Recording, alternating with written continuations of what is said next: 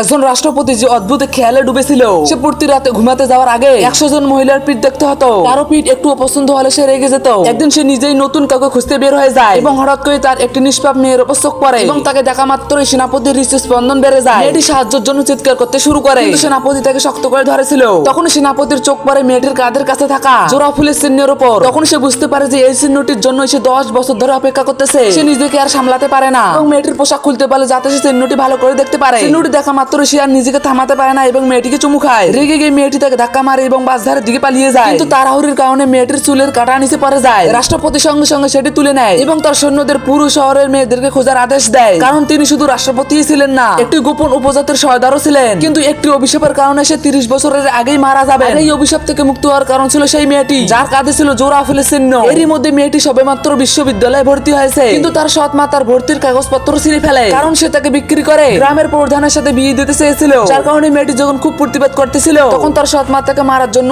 প্রস্তুত হয়। কিন্তু ঠিক তখনই রাষ্ট্রপতি বিয়ের প্রস্তাব নিয়ে তাদের বাড়িতে এসে পৌঁছায়। সে সবার সামনে ঘোষণা করে যে সে মেয়েটিকে বিয়ে করবে। এটা শুনে মেয়েটি মনে মনে খুবই রেগে যায় এবং ভাবে যে রাষ্ট্রপতি তাকে